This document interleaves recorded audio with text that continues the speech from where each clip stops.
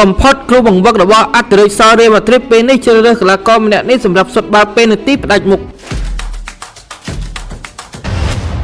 ឧបត្ថម្ភដោយមីហិល7យ៉ាងកូរ៉េណូរសជាតិដើមពីប្រទេសកូរ៉េឆ្ងាញ់ជាប់ចិត្តចាត់ការក្រុមរៀលម៉ាឌ្រីតលោក Carlo Ancelotti បានសម្រេចចិត្តជាថ្មីដោយជ្រើសរើសកីឡាករ Kylian Mbappé ជាអ្នកសុទ្ធបាល់ពីនៃ11ម៉ែត្រផ្ដាច់មុខប្រចាំក្រុមតែម្ដង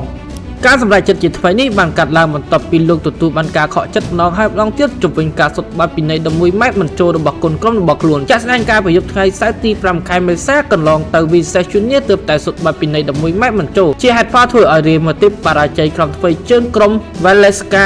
2-1នៅក្របខ័ណ្ឌ La Liga ការសុទ្ធបាល់ពីនៃ11ម៉ែត្ររបស់ Real Madrid នៅក្នុងរដូវកាលនេះភាគច្រើនគឺត្រូវរ៉ាប់រងដោយ Kylian Mbappé, Vinicius Junior និង Bellingham ប៉ុន្តែការសុទ្ធសរុបចំនួន15លើករបស់កីឡាករទាំង3នាក់នេះគឺខកខានទៅដល់5លើកឯណោះក្នុងនោះ Kylian Mbappé សុទ្ធបាន13លើកមិនចូល2លើក Vinicius Junior សុទ្ធបាន5លើកមិនចូល2លើកនិង Bellingham សុទ្ធ2លើកមិនចូល1លើកយ៉ាងណាដោយសារតែស្ថិតិមិនល្អបែបនេះធ្វើឲ្យលោក Ancelotti បានសម្រេចចិត្តគិតគូរជាថ្មីហើយចុងក្រោយលោកជ្រើសរើស Kylian Mbappé ជាអ្នកសុទ្ធបាល់ពីនៃ11ម៉ែត្រផ្ដាច់មុខតែម្ដងអរគុណបងប្អូនទាំងអស់គ្នាសម្រាប់ការតាមដានទស្សនាជួបគ្នានៅវីដេអូក្រោយ